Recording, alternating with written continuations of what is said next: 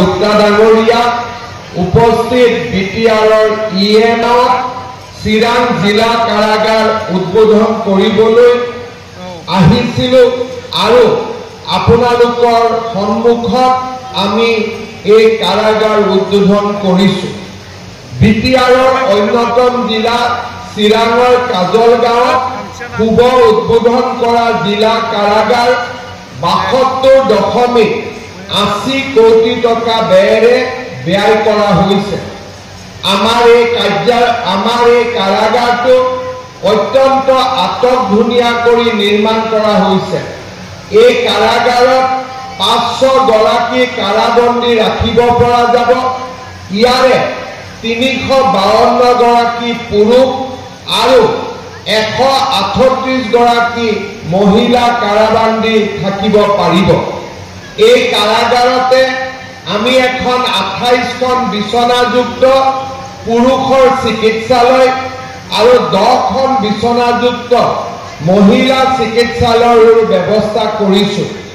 School আৰু পুথিভঁৰালৰ দৰে অন্যান্য আন্তঃগাঁথনিৰ লগতে পুৰুষ আৰু মহিলা কাৰাবন্দীৰ বাবে পৃথক বিনোদন কেন্দ্ৰ, কৰ্মশালা, কৰ্মচাৰী নিৰাপত্তাৰক্ষীৰ বাবে কেণ্টিন, কাৰাবন্দীৰ বাবে ৰান্ধনীশাল, ভোজনালয় আদিৰো ইয়াত ব্যৱস্থা কৰা হৈছে। কাৰাগাৰৰ নিৰ্মাণৰ বাবে ৬টা হাইমাষ্ট লাইট আৰু নিৰীক্ষণ টাৱাৰৰো ব্যৱস্থা কৰা হৈছে।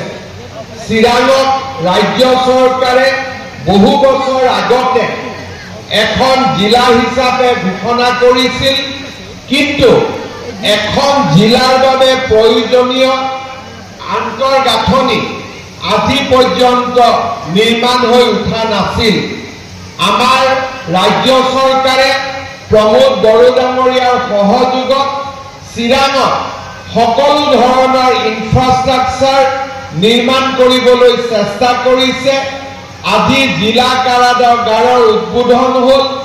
খুব কম সময়ৰ ভিতৰতে আমাৰ চিৰাঙৰ বাবে জিলা ষ্টেডিয়ামৰ নিৰ্মাণৰ কামো সম্পূৰ্ণ হ'ব।